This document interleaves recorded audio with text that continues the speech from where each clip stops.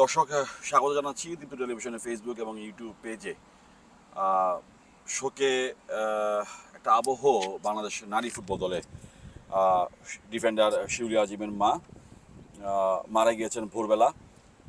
সকালবেলা কথা ছিল বাংলাদেশের নারী দল ব্যাম্বলিম অ্যাথলেটিক্স গ্রাউন্ডে অনুশীলন করার নেপালের বিপক্ষে গুরুত্বপূর্ণ ম্যাচের আগে, কিন্তু ভোরের দিকে ঘটনার পরে অনুশীলন থামিয়ে দেওয়া হয়। কখন অনুশীলন হবে এখন পর্যন্ত নিশ্চিত নয়, বা আদৌ হবে কি না নিশ্চিত নয়। তবে নেপালের বিপক্ষে সেমিফাইনালের ম্যাচটি বাংলাদেশের জন্য যেমন গুরুত্বপূর্ণ, তার থেকেও শিউলি আজিমের জন্য অবশ্যই এবং পুরো বাংলাদেশ দলের জন্য এই মা হারা ঘটনা নিশ্চয়ই অনেক অনেক কষ্টের। সেটি তো আছেই, কিন্তু যেখানে আসলে দেশের অনেক বড় একটি সাফল্যের হাতছানি আছে, সেখানে আসলে এই বিষয়টি কতটা আসলে ইম্প্যাক্ট পড়ে বা পেশাদারি জায়গা থেকে কতটুকু আসে, সেই বিষয়গুলো নিয়ে আসলে কথা বলবো। আমার সাথে আছেন জ্যেষ্ঠ ক্রীড়া সাংবাদিক ভাই।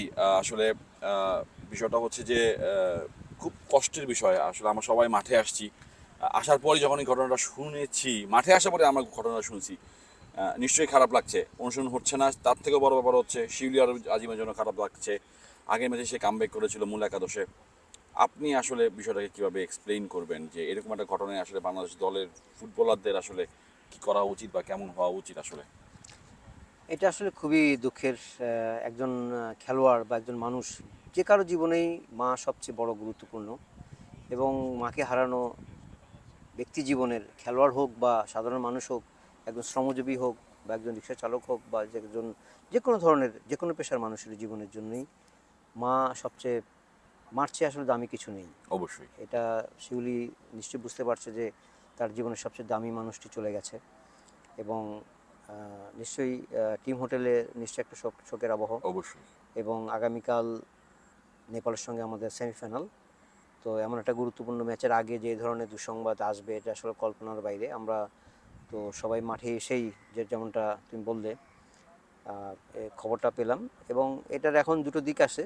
একটা হলো সবাই শোকস্তব্ধ, আরেকটা দিক হতে হতে পারে এরকম যে শিউলির জন্য আমরা খেলবো, রাইট। তাকে জয় উৎসর্গ করব। মানে এরকম যদি একটা প্রতিজ্ঞা নিশ্চয় করবে আমাদের অন্যান্য খেলোয়াড়রা, তার সতীর্থরা, যাদের সঙ্গে সে দীর্ঘদিন ধরে খেলে আসছে, সেই কলসিন্দুর থেকে। তো এটা তো প্রায় সেই মানে 10-12 বছর অ্যাটলিস্ট তো অবশ্যই। শিউলি অবশ্যই। বাফুফের ক্যাম্পে আছে, নিয়মিত পারফর্মার, বাংলাদেশের অনেক সাফল্যের সারথি সে বলা যায়। তো তার জন্য আমরা খেলবো, শিউলিকে জয় উৎসর্গ করব। সেমিফাইনালের কথা ভুলে যাক, অপোনেন্টকে তাও ভুলে যাক। যদি শুধু এইটুকু ভাবে যে আমরা সতীর্থের জন্য খেলবো, ওর জন্য খেলবো, ওকে একটা জয় উপহার দিব, ওর মায়ের আত্মার শান্তি কামনার জন্য, তাহলে আমার মনে হয় যে একটা ভালো পজিটিভ রেজাল্ট আসবে নিশ্চয়ই। নিশ্চয়ই, আসলে সেমনটাই আসলে আমরা প্রত্যাশা করি। এই মুহূর্তে আসলে এর বেশি কিছু বলার সুযোগ আসলে একদম একেবারে কম। কারণ ব্যক্তিগত পর্যায়ে আমরা সবাই একটা পরিবারকে বিলং করি। সবারই আছে, কারো পরিবারে বাবা আছে, মা আছে, কারো পরিবারে কেউই নেই। আহ, নিজেরা অথবা ব্যক্তিগত পর্যায়ে থেকে অনেকে বাবা হয়েছি। সব জায়গা থেকে আসলে এটা অনেক বড় একটা টাচি মোমেন্ট। পরিবার আছে, নিজের নিজের সন্তান আছে। একটু যদি পেশাদারিত্বের জায়গা থেকে যদি আসি, আসলে নেপালের সঙ্গে আমরা এর আগে যে দুবার ফাইনাল জিতেছিলাম, সাফের ফাইনাল, সে দুবারই নেপালকে আমরা হারিয়েছি। সো এই যে মনস্তাত্ত্বিকভাবে এখন যে একটু ডাউন, নিঃসন্দেহে একটু বলাই যায়। কিন্তু এটাকে আসলে নেপালের জন্য একটা বড় অ্যাডভান্টেজ হয়ে থাকবে কিনা? নিশ্চয়ই কিছুটা। নেপাল তো, আমি যতটুকু জানি যে নেপাল সেমিফাইনালে বাংলাদেশকে চেয়েছিল। রাইট। এবং তাদের কোচ সংবাদ সম্মেলনে খুব সরাসরি না বললেও ঘুরিয়ে পেঁচিয়ে এটা বলেছেন যে ভারতের চেয়ে বাংলাদেশকে সেমিফাইনালে মোকাবিলা করা তাদের জন্য মানে তুলনামূলক সহজ। তুলনামূলক এই অর্থে বলছি যে তুলনামূলক বাংলাদেশ দলের শক্তি সম্বন্ধে তারা জানে যে রাইট। বাংলাদেশের কাছে তারা গত দুটি সাফের ফাইনালে এবং নিজেদের মাঠে সেই দর্শকদের স্টেডিয়ামের, আমি এখনও ভুলতে পারি না সেই দিনগুলোর কথা। তো নেপাল তো নিশ্চয়ই চাই। নেপাল কিন্তু মানে গতবার যে স্পিডি টিম ছিল, এবার যে দলটা এসেছে এখানে সাবিত্রা ভান্ডারী নেই। রাইট। তাদের সবচেয়ে বড় অস্ত্র যেটা, অস্ত্র যেটা। যেটা আর নেপাল কিন্তু এই টুর্নামেন্টের দুটো ম্যাচ খেলেছে। হুম হুম হুম। ভুটানের সঙ্গে তারা 1-0 গোলে জিতেছে এবং শ্রীলঙ্কার সঙ্গে 2-0। তো নেপাল এখনও খুব মানে মানে টেস্টেড না, মানে পরীক্ষা দিতে হয়নি নেপালকে। নেপালের আসল পরীক্ষাটা বাংলাদেশের সঙ্গে। রাইট। একই সঙ্গে বাংলাদেশের যেমন একটা ঘুরে দাঁড়ানোর ব্যাপার থাকবে, আবার নেপালেরও নেপাল কিন্তু দীর্ঘদিনের একটা বঞ্চিত দল। হ্যাঁ। সাফের গত 7টি ফাইনালের 6টি তারা খেলেছে এবং রাইট। 15টিতে তারা জিততে জিততে পারেনি। পারেনি। তো নেপালের ভাগ্য প্রথমবারের কোনোদিন মতো একটা সুযোগ থাকবে ভাগ্য নাকি? কোনোদিন সহায় হয়নি। এবারও তারা শিরোপার আশায় এসেছে এবং যতটুকু জানতে পেরেছি যে নেপালি সাংবাদিকদের সাথে কথা বলে, তারা এবার তারা মানে বড় আশা নিয়ে এসেছে। প্রতিবারই আশা থাকে, মানে ঘরের মাঠেই যখন আশা নিয়ে পারেনি, বাইরের টানা মাঠে বা বিদেশি মাটিতে বিদেশি আসলে মাটিতে আরও টাফ। tough, এবং এবার তো ভারত, আমি মনে হয় যে Bharat hot favourite. no doubt। ভারতের চ্যাম্পিয়ন হওয়ার সম্ভাবনা খুবই বেশি, যদি বাংলাদেশ খুব ভালো ফুটবল না খেলতে পারে।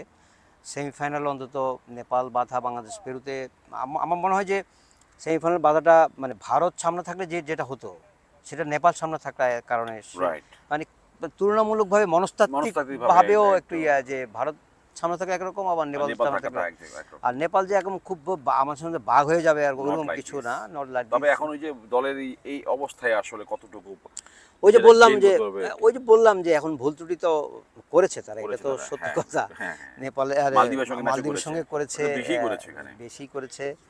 হয়তো বুঝতে পারেনি, হয়তো হুম। মালদ্বীপকে আন্ডার এস্টিমেট করেছিল। আর ভারতের সাথে তো শক্তিতেই পারেনি। অবশ্যই।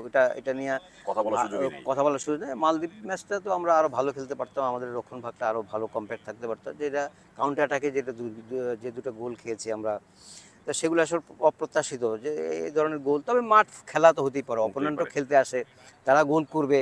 সবসময় যে আমি আমার মতো করে ম্যাচ জিতে, আমার প্ল্যান অনুযায়ী আমি 4-0 5-0 জিতে বেরিয়ে যাব, সবসময় তার শেষ সুযোগ শোন করে তা হয়ে না। ওঠে না। তো আমাদের ভাগ্য সেদিন খুব একটা হয়নি। আর আমাদের কি প্লেয়ার যারা, তারা খুব ভালো ফর্মে নেই। ফর্মে। স্পেশালি ঋতুপর্ণার কথা বলবো, শামসুন্নাহার, হ্যাঁ, পুরোপুরি ব্লক। 2 ম্যাচে আমরা জুনিয়র, দেখেছি।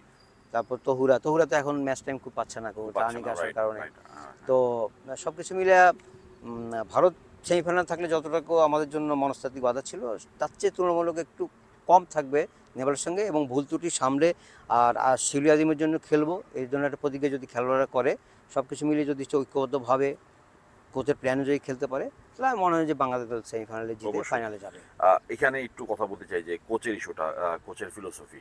আমরা ভুটানের বিপক্ষে যেমনটা দেখেছিলাম সেটা পাইনি। ইন্ডিয়ার বিপক্ষেও আমরা ভেবেছিলাম যে নিশ্চয়ই মালদ্বীপের বিপক্ষে হয়তোবা মূল প্লেয়ারদেরকে রিজার্ভে রেখে শক্তি মানে পাওয়ার গেইন করে হয়তোবা ভারতের বিপক্ষে দেখব। সেখানে আমরা অনেক মানে যেই সময় দল ঘোষণা হয়, মানে মূল একাদশ হয়, আসলে একটু অবাকই হয়েছিলাম হ্যাঁ। সবাই। নিশ্চয়ই আপনি হয়েছিলেন।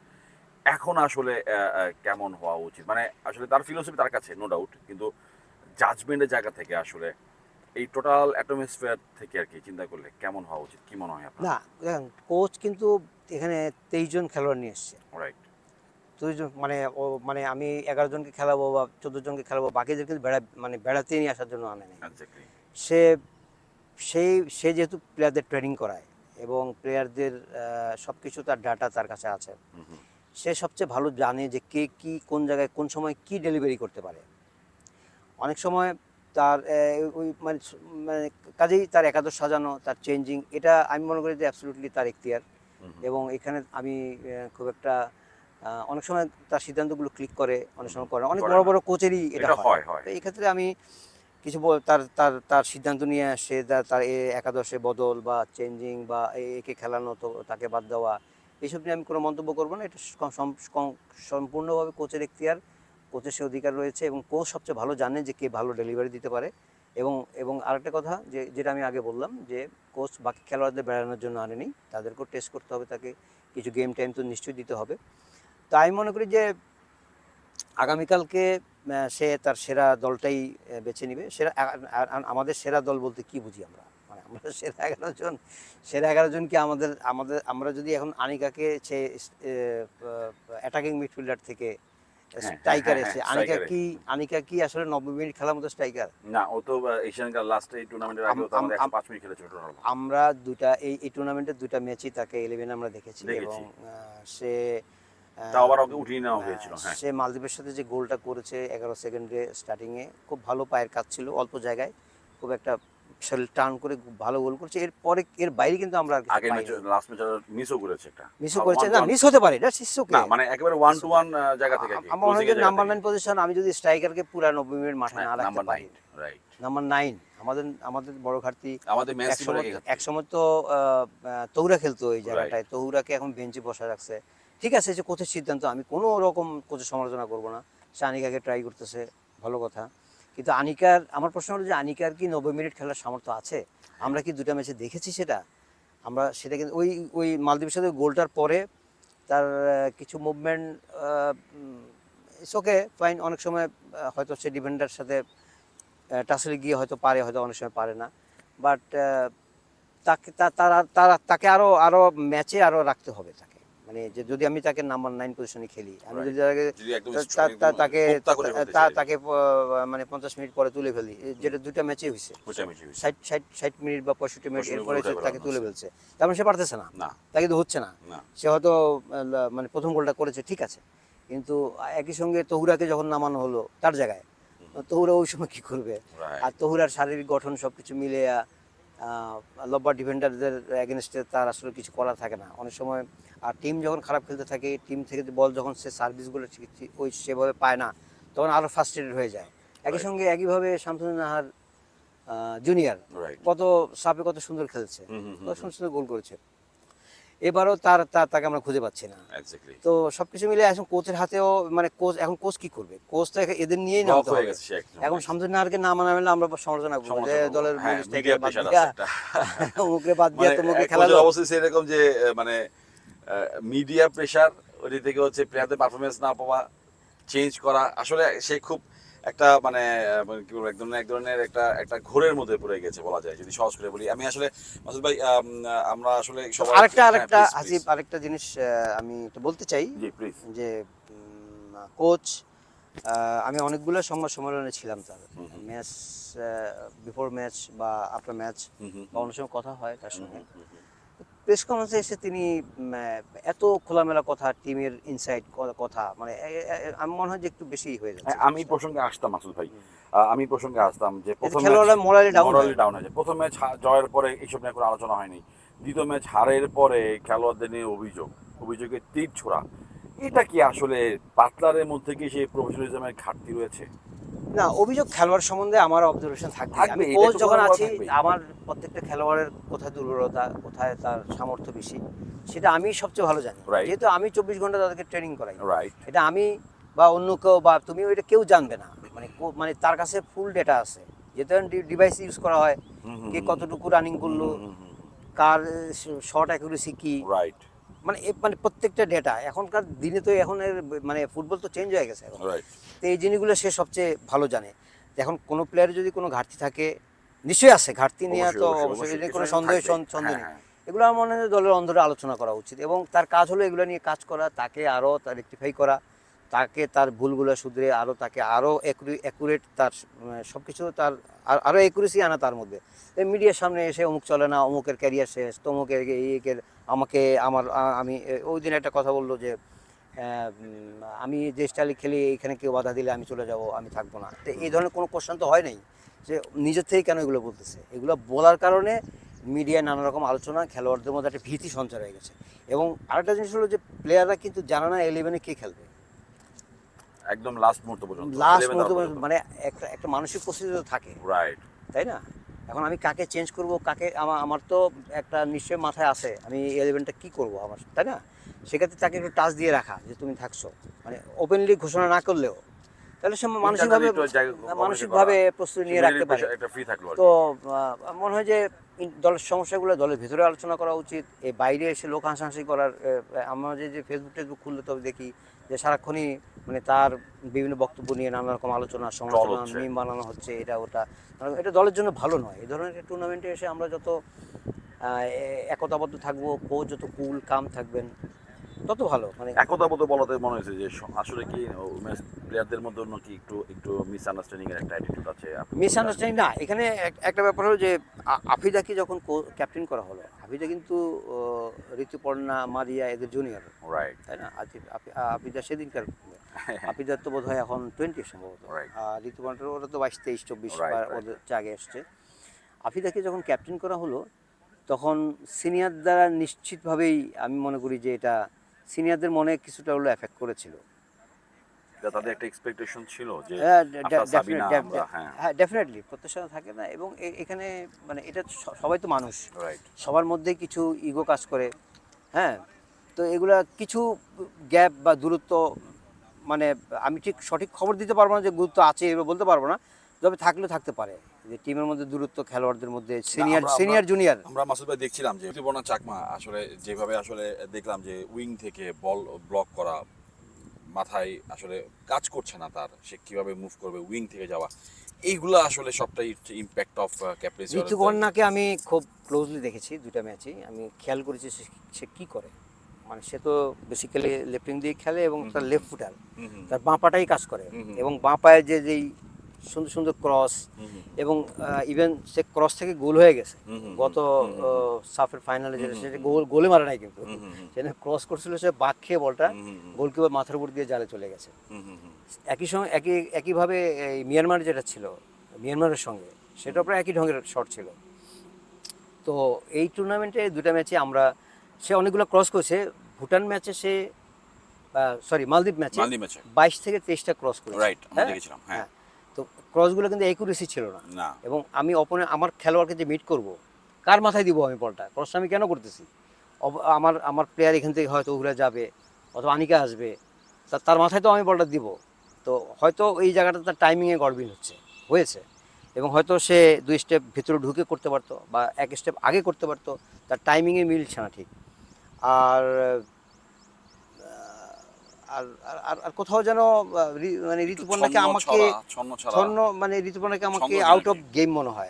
মানে খুব একটা ছন্দহীন, মানে ক্ষুধাটা ওইভাবে নাই। ক্ষুধাটা কারণ এটা একটা বড় কারণ হলো যে সে অনেক কিছু পেয়ে গেছে, কিন্তু সে তার এখন ক্যারিয়ারে অনেক কিছু আছে, অনেক এত অল্প বয়সের ক্যারিয়ারে সে বাংলাদেশের সব পুরস্কার অর্জন জৌলুস করেছে, পেয়েছে, বাংলাদেশের খ্যাতি, ইন্টারন্যাশনাল টাকা পয়সা সবই, মানে যতটুকু হওয়ার কথা ঋতুপর্ণার এই টুর্নামেন্টে, যদি ম্যান অফ দ্য টুর্নামেন্টও হয় তো কি আসে যায়, সে তো এর আগেই অনেক কিছু পেয়ে গেছে, তাই না?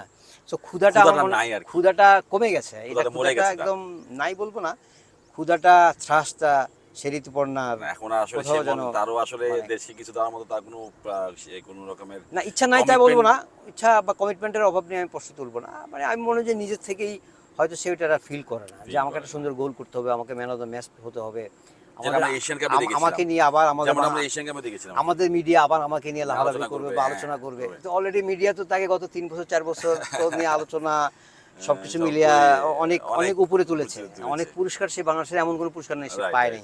সো ক্ষুধাটা ওই জায়গাটায় মানে আমি মনে হয় যে কমে গেছে তার অনেক।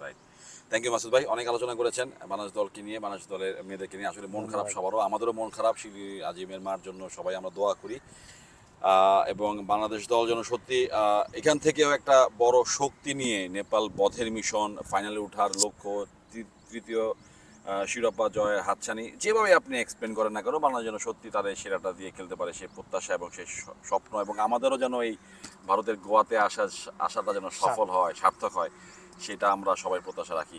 অসংখ্য ধন্যবাদ দীপ্তি টেলিভিশন ফেসবুক এবং ইউটিউব পেজে সময় দেওয়ার জন্য। ধন্যবাদ। দর্শক শুনছিলেন অনেক আলোচনা, অনেক কথা দলকে নিয়ে, কোচ পিটা বাটলারের ফিলোসফি, তার ট্রেনিং, শিল্পী আজিমের মার মৃত্যুর খবর, সব নিয়ে আসলে একটা অন্যরকম আবহ নারী ফুটবল দলের। সেখান থেকে ঘুরে দাঁড়াবে বাংলাদেশের মেয়েরা, ফাইনালে উঠবে, হ্যাট্রিক শিরোপা হাতছানি তারা আবারও বাস্তবে রূপ দিবে, সে প্রত্যাশা আমরা রাখি।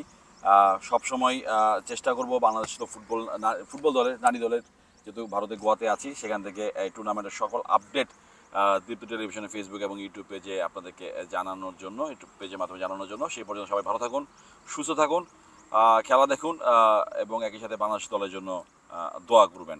ধন্যবাদ সবাইকে।